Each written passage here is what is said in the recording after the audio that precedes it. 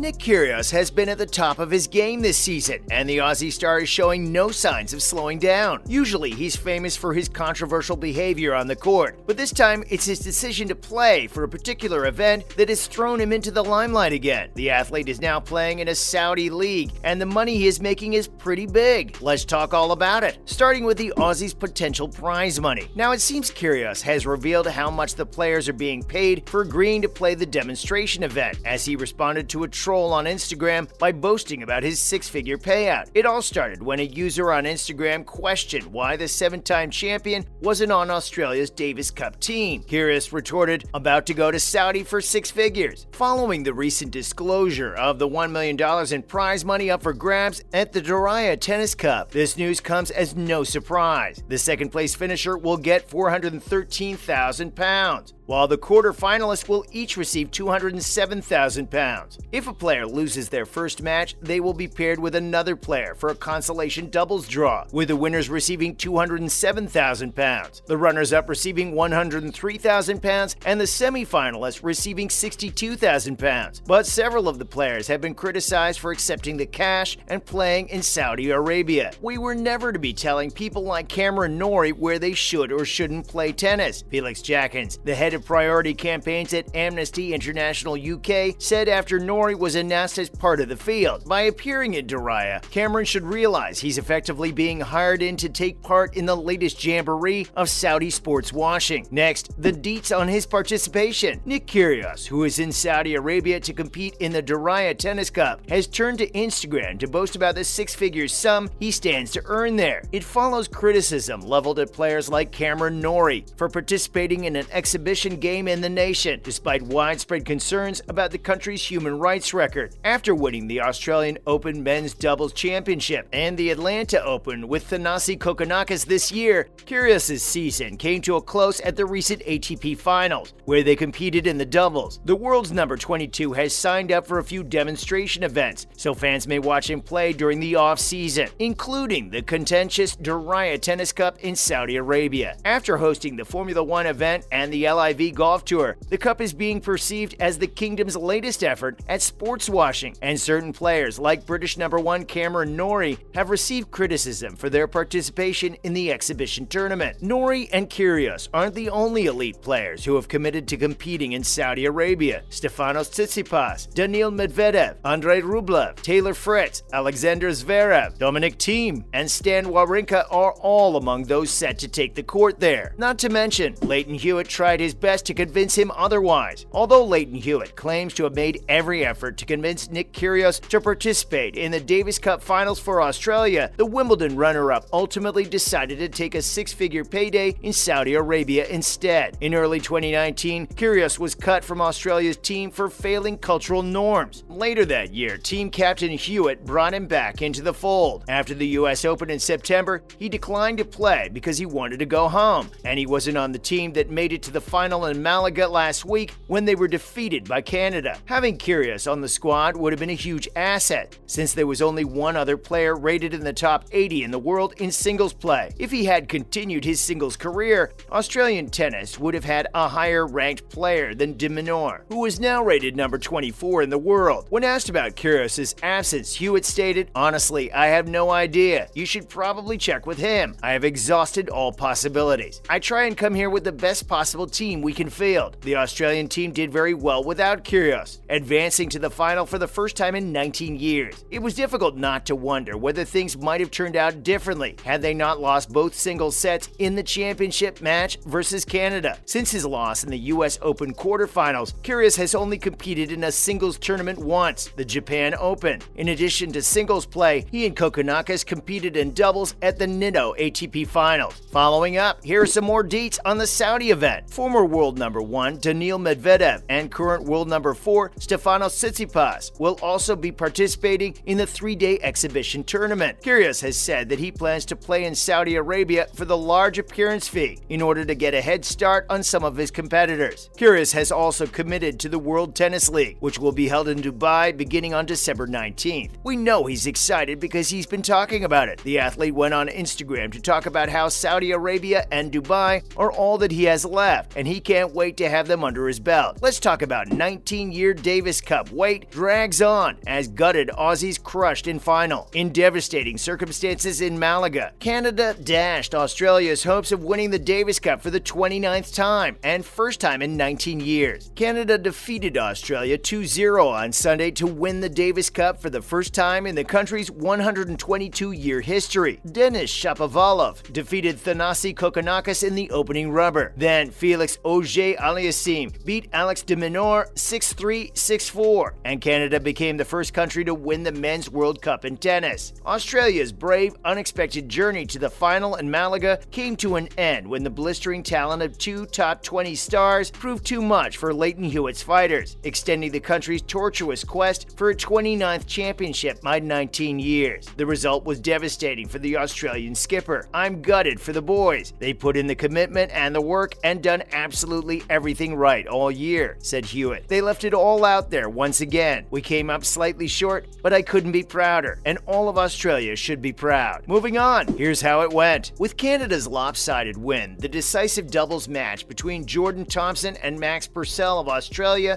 and Felix Auger-Aliassime and Vasek Pospisil of Canada was unnecessary. Since Argentina in 2016, no nation has won the championship without a top 20 player, and Australia's absence of a world beater was on full display on Sunday as they fell short of a first victory since 2003. Never say die, Australian number 1 de Minaur knew he needed a possibly career-defining victory against Auger-Aliassime after a despondent Kokkinakis was left blaming himself for playing pretty much worthless in his 6-2, 6-4 flogging by an invigorated Shapovalov. The world number 6 sluggish power ultimately overcame de Minaur's resistance, and he looked like a miserable wreck as a result. Novak Djokovic brought his kid to see the match at the Palacio de Deportes José María Martín Carpeña in the Spanish resort, while soccer star Gerard Piqué, lord of the revamped Davis Cup, was seated in the VIP tribune, and Auger-Aliassime stunned them all. The 22-year-old was ecstatic, proclaiming, "It's a dream come true." He and Shapovalov, with whom he won the Junior Davis Cup in 2015, have reached the finals twice in 3 years, and they may potentially go on to dominate the adult championship. This group is one of a kind. With any luck, today's youth will be able to take this a long way. Finally, the Aussies were filled with despair. Now, this was bound to happen, but it was still pretty disheartening to see their absolute worst at a loss. De Minaur, who lives in Spain